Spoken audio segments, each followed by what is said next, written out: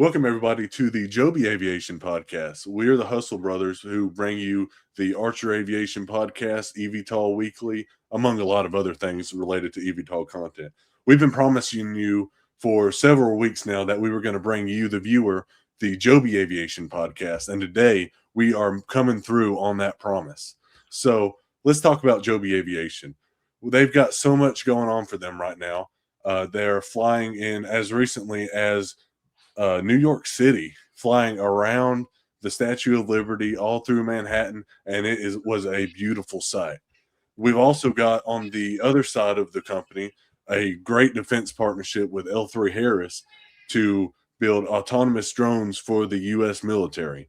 And guys, let's just say things are starting to heat up. These signs are definitely there.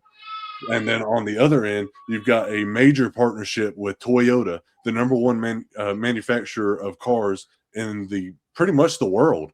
And this partnership will allow Joby Aviation to scale in manufacturing at a way that nobody in the eVTOL industry will be able to do at the start.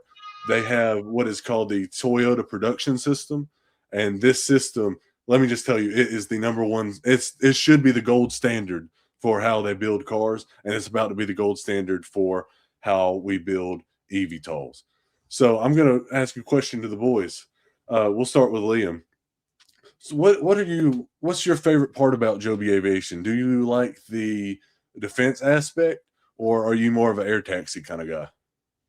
Do you know what? I'd be lying to you if I said I ever came into this eVTOL space focusing on defense. Defense is a nice little string to the bow, shall we say? Yeah. And I've got excited about defense as the companies have started pushing for. But yeah, of course, it is the commercial air taxi side, and Joby are going doing something completely different than what we're used to not only seeing in this air taxi space, but in the whole automotive space in general. Yes. They're going producing their aircraft, but they're also going operating their actual fleet as well. So they're not only a producer of the aircraft, but they're also a service provider as well. So they're more or less two businesses in one. It'll be very interesting to see how it plays out. We do know Joby has plans to also sell the aircraft, which would have been the gold standard of what would happen usually in this aviation space. But Joby have completely, I don't know, gone out on that maiden voyage now, and I don't know, with, like you said, manufacturing partner on their side in Toyota. The manufacturing muscle is there, so we have no doubts we're seeing them fly through certification, pardon the pun. Yeah. But look, I just think having partners like Toyota for manufacturing, having Uber when it comes to being your ally when it comes to service provider. We know they have Elevate OS, which they not recently, but did take from Uber through Uber Elevate. The one thing I am interested in is how Elevate OS is actually getting integrated into all of this, because in my head, I would have thought it would have been easier just to operate under Uber alone and give Uber some of the market share there, because it just seems to be that it would be so much better integrated, being able to marry your taxi journey up with your air taxi in one whole package. And I think in reality, that's probably the way it's going to go. Yeah. I do think Joby is just, I don't know, I think they have something there by operating their own service too. With how far ahead they are compared to their competitors, they have that first mover advantage, and it really comes down to how they can monopolize that first stage of getting out to business and see if they can really push their vision to fruition, which I believe they can. But I don't know if that answers your question enough on how excited I am about the commercial side of the business. But what would be your favorite aspect of Joby Aviation? For Joby, I'm gonna have to agree with you on this. It's definitely the excuse me, it's definitely the air taxi side of the business. And that's just because, like you said, they do have that huge head start. It's undeniable to say, if somebody says Joby Aviation is not in the lead, you need to stop listening to that person because they are something's wrong with them. That's what I'm gonna say about that. Uh Joby has undeniably also has the best partnerships of any other eVTOL company. We mentioned Toyota, we mentioned L3 Harris, we mentioned Uber. There's so many, they pretty much got the city of Dubai locked down for the next couple of years where they have an exclusivity contract there. The Uber one's very interesting because, like Liam said, they're literally going to be you go to the airport in an Uber vehicle, Uber Black, whatever you want to do. You get on a Joby aircraft through the Uber app, and then you have another Uber after you land in the Joby aircraft that takes you to your destination, and it's a one-stop shop, seamless transition to, and pardon my pun on the transition, but seamless. You go from car to eVTOL to car, all in one app, all in one location, and that's going to be a game changer. And that's something that's really slept on for Joby because not a lot of people realize the convenience factor. People will pay for convenience. You go to a grocery store and you're going to have a Coke warm, a little 32-ounce Coke's going to be like $1. You go to that fridge, it's going to be $2.99. And people will pay for that convenience. Dylan, what do you think? Is the best part of Joby Aviation, is it the defense or is it the air taxi model? Go, I might spin it in a random circle because I apologize that I had to jump off, but being a 9-to-5 family man, the boy was crying, so I had to go save. So I might say, hey, what's more important is that, I promise you. And I appreciate that, Ben. And not to be cliche, but I think one of my more favorite parts of Joby is really more the family nature in which that Joby is. So like, yeah, I think maybe that, sometimes the universe just kind of does things in weird ways and it just kind of comes together. And like, Isn't that funny? So like, as you know, it's not, this is all not pre-scripted. So it really is a unique vibe that you have at Joby. And, when you talk about like Bonnie Doon and them having the Electric Skies tour, which if you guys touched on, I'm not, I apologize for not knowing, but we'll get into that if not, of course. And having them just really have such love for them flying back to their home base and really where everything has started at. And it does seem like that culture that is like ready to camp out outside of no matter the size of the manufacturing facility since day one. And again, you have Joby, you have Jobin. Really, I think this would be about a 15-year build out. And in a recent interview, I heard a gentleman kind of saying that when he met Jobin and wanted to invest really in Joby and in Jobin, it was in the person that he saw of Jobin and the manufacturer, and the person that he saw is really this creator.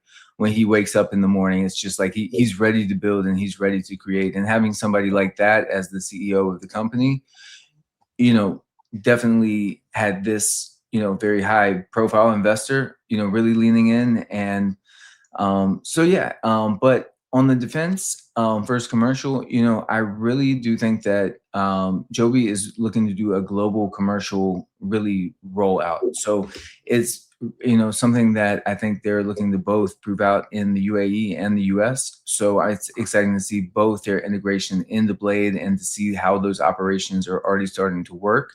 And then also having that prove out with the L3 Harris and knowing that they've already had delivered aircraft over to the Department of War and having those relationships so long standing. So I don't know, there's not a lot to not like about Joby, but I'm gonna stick with my family answer as the go-to for this one. That's so creative because that wasn't even an option, and that was so spot on. And then you mentioned that part about how Joby's going to scale to thousands of aircraft. Jobin said on his interview with Joe Lonsdale that we're literally going to have thousands of aircraft per major city just to keep up with the demand, because there's so many people in cities like Dubai and Austin, Texas, and Los Angeles, that we will probably have to have thousands per city.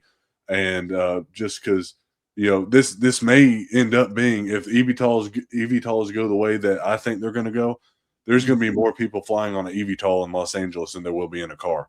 And that's just something that we're going to have to wrap our heads around, that we can't right now, because it's not something that we can physically see, because each company has less than 10 aircraft, but each company is going to have thousands just to keep up with the demand. And I think that's just awesome. I think you hit on quite nicely as well, speaking about Dubai. And one thing that really impressed me on the recent earnings call was, as retail investors, we all believed that there's no way they'd be going into the Middle East anytime soon, having flights due to all that conflict going on. And Joe Ben pretty happily said that they have 2 shots on goal when it comes to flying this year in front of the public with commercial operations. One with the eVTOL integrated pilot program in the US, but again, he never backed down on the fact that we may see flights in Dubai this year, which again, when I initially invested in Joby, this is something that we could have only dreamed of. And I think it ties on quite nicely to the electric skies. And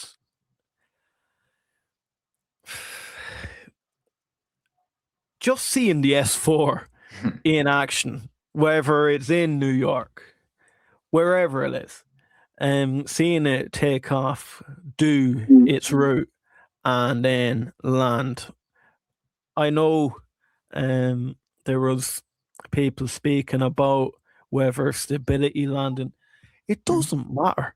At this stage, we just want to see these eVTOLs flying, and that's one thing Joby has knocked out of the park. The S4 is flying and doing exactly what it says in the tin. It is an electric vertical takeoff and landing vehicle, and it just really excites me about Joby as a whole concept.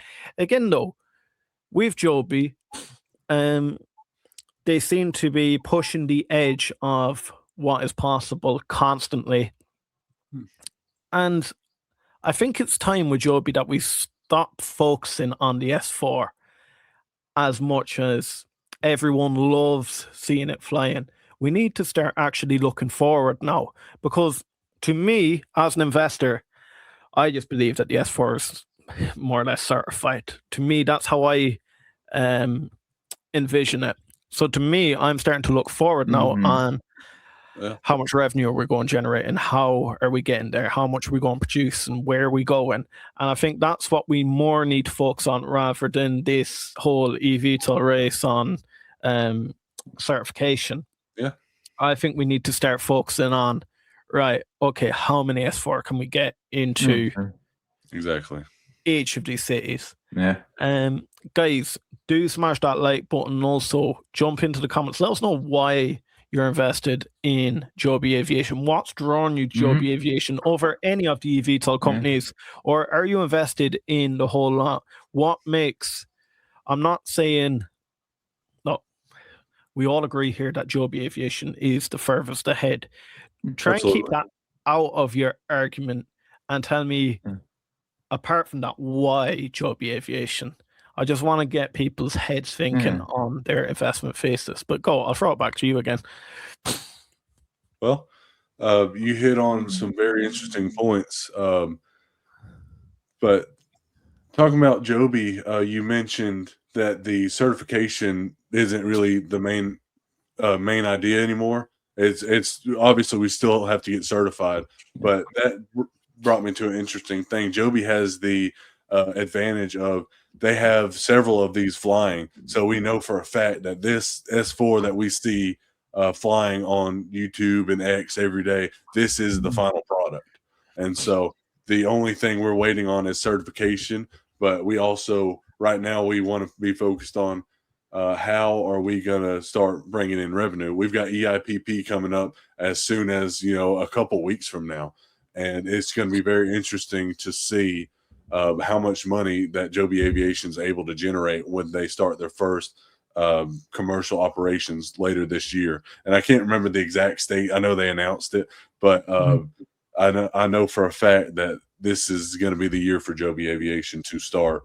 And also, you mentioned, I think it was Dylan mentioned the facility in Dayton, Ohio that they just made. And I also want to just point out Archer Aviation's partner, Andrew, also has a facility there.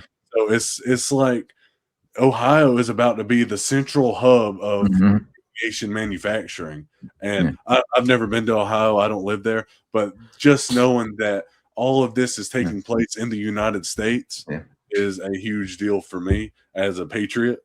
Liam, I know that you don't live over here, but I just I couldn't name an aircraft that's made over here, so don't worry about it. Yeah, I promise Joby Aviation will be in your country in the next couple of years. And the partnership with was it Virgin that they had over there that was announced, in that like 9 months ago or so range. So, even again, like expanding into the partnerships that they do have globally. I mean, I think UAE is probably the one that's most pronounced, as that seems to be the one really where the market entry, but they do have the market tapped into Asia, as well as, the Delta partnerships and such in the US. So, really the expansion of Joby doesn't seem far off. And when you are talking about the Ohio build-out code, it's like literally I was writing down Ohio build-out major. It's like that was what was top of my head. And, when we look at the revenue, again, a recent comment was again talking about being vertically integrated is going to have the ability not only to have you build, your own product inside the building,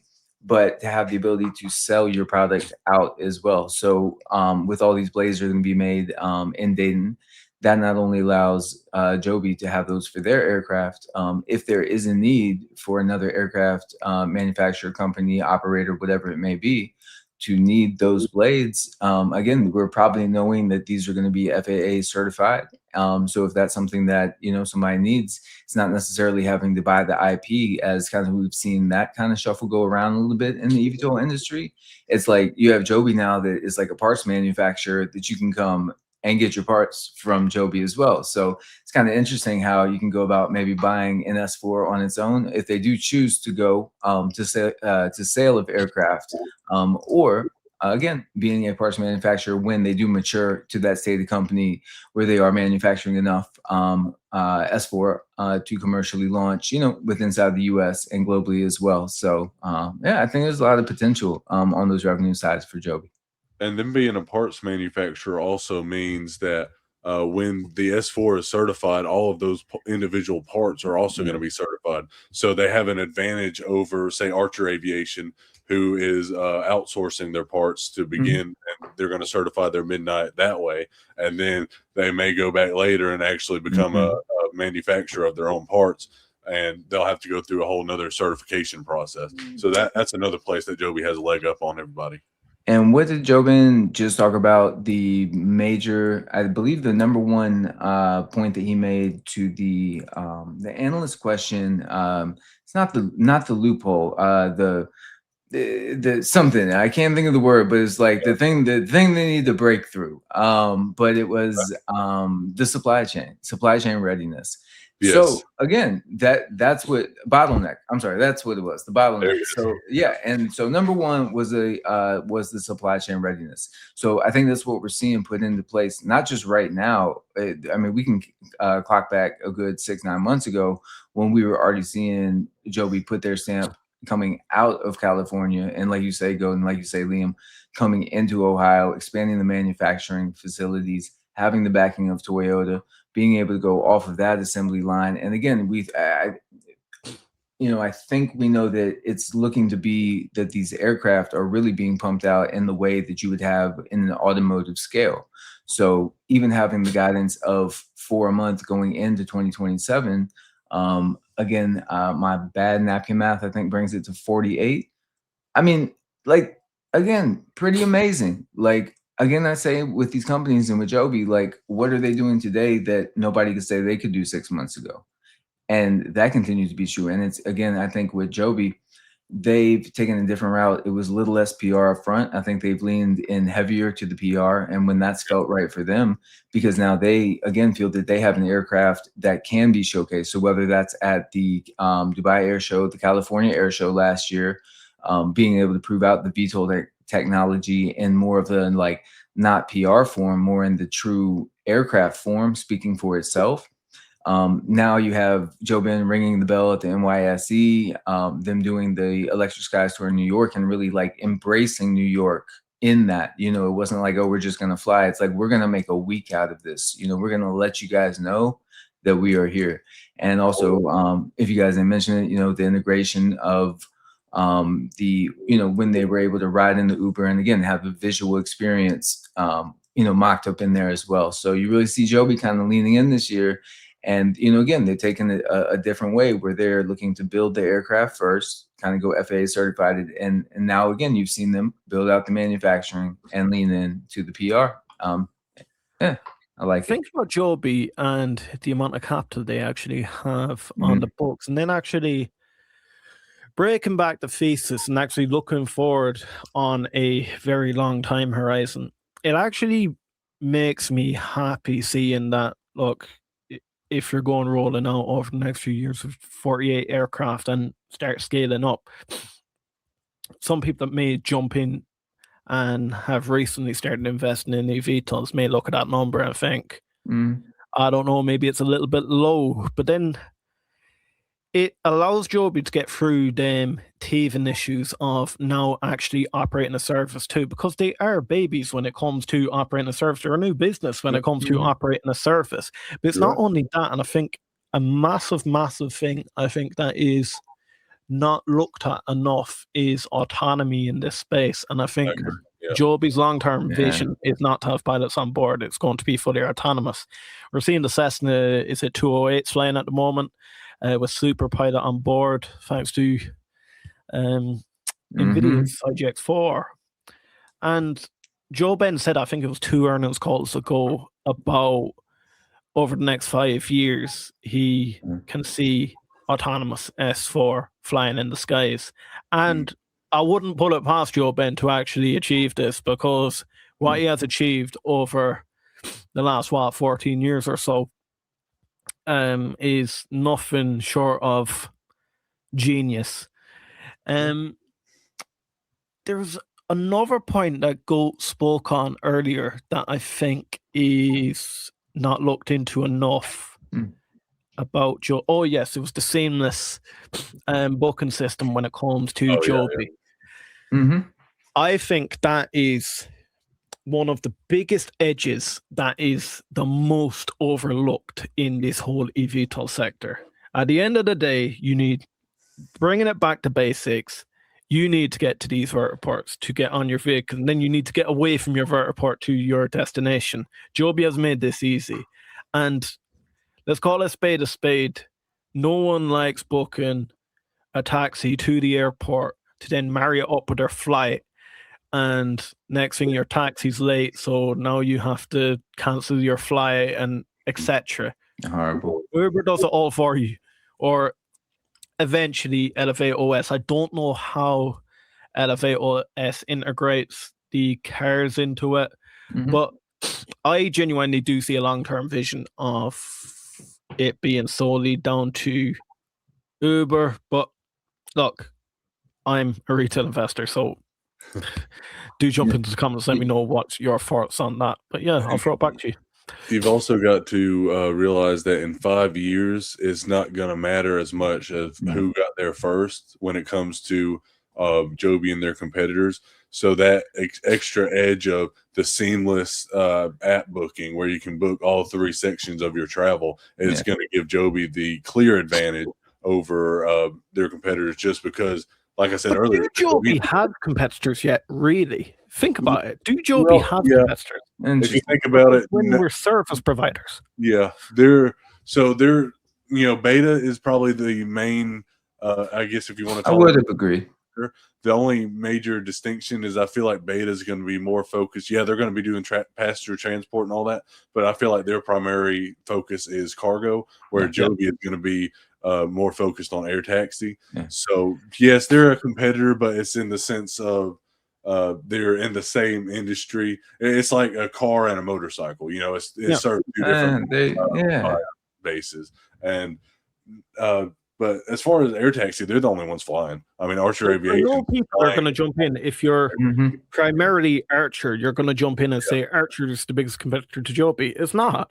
Like, Archer don't operate the vehicle. Whoever buys the Midnight can be a competition to the S4, but now you have to outlay money. So straight away, you're $5 million down the drain before you even do anything with your business. Where Joby are producing these for what, 1.3 million or so? And do all the operations straight into service, and then you operate. So it's a money-making machine once you've put that initial outlay out. Yes, you have your operational costs for it, but you have your operational costs if you buy a new vehicle. So I think it's one of those things that is not looked into enough, that Joby still has a monopoly when they go in.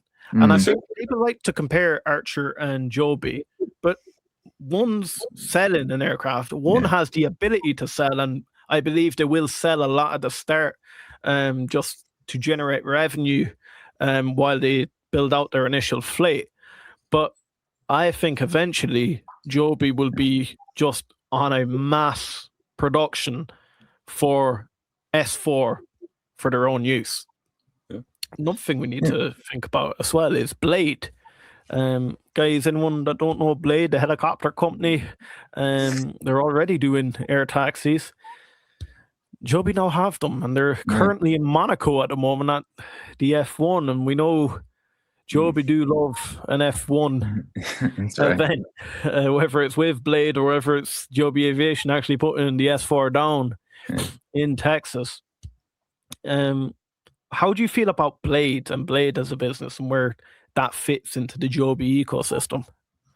You know, I think for me, what I have taken most out of Blade is what the learning lessons can be prior to mass scale of operations. So, you know, not only just taking over the client book, you know, so that again was the first opportunity for Joby to show revenue on the balance sheet and bring that to the quarterly calls.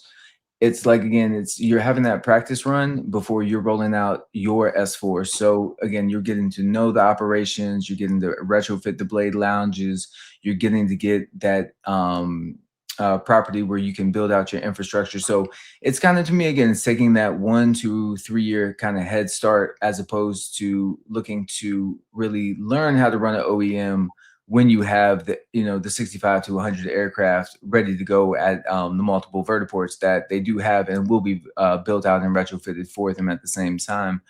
And really, before I pass it on, just a real quick thought about the Uber. And I don't know if this is, you know, kind of falls into the subconscious of even how like Uber Eats grew as well. But, you know, when you're going to go on Uber, you're now going to see Joby as an option for a transportation option. So even if I was not going to the airport that day, like this may, you know, you may start seeing some ads for a Joby. You may even get like a discount, maybe 15% off your first ride. I don't know. So it's even one of those things. It's like being on the Uber app, you may have not even thought of taking a helicopter to the airport. And now it's just like, okay. And then it can be, and I don't want to use the word lazy. I more want to use easy. And I guess maybe the proper word is seamless, where again, it's just that seamless, not just the integration, but it's just for the user, how it's just so easy again to just see your route totally mapped out. And again, I think this is something that can maybe just fall to the subconscious of will or want, you know, give it some maturation time, but you see something on the app a few times and something as well known as Uber, and with a product that they have going destination to destination, and maybe it's like, okay, next trip, family, we're taking the S4, and that's how we're getting to the airport. So yeah. And something else interesting about Blade too is that Blade is currently right now on the Robinhood Gold Card app, where you can get a Blade flight using your cashback rewards points. And so there's a scenario here where when Blade switches over to eVTOLs instead of helicopters, you could literally use your Robinhood rewards points to book a Joby flight. Think about how crazy that is. It's literally a free flight in an eVTOL if you save up your rewards points, or you're just a big baller. Like, I don't know how you are, but if you are, good for you. I like that. But I love your thinking that. Cool that would be. No, that's amazing. And again, just that integration, and just again how by acquiring a company like Blade, you have now rolled yourself in to cashback points, as opposed to Hood and Joby having to form a partnership and have to figure out those unit metrics. Like you just spelled out, it's right there with the Blade operations already. Right. Can't beat it. I just want to say, look, one thing about the Hustler Brothers, when we make a new venture, when we make a podcast, it's tried and trusted. It weathers the storm. And the one thing I know about the Joby Aviation Podcast, this will be the #1 Joby Aviation Podcast. I don't know any other podcast in this sort of format across the space.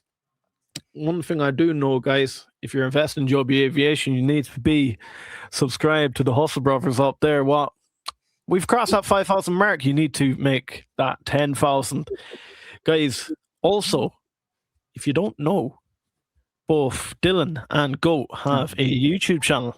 You need to make sure you're subscribed to the Goat Games and at Stock Dylan. It'll be down there on your left-hand side. No, right-hand side.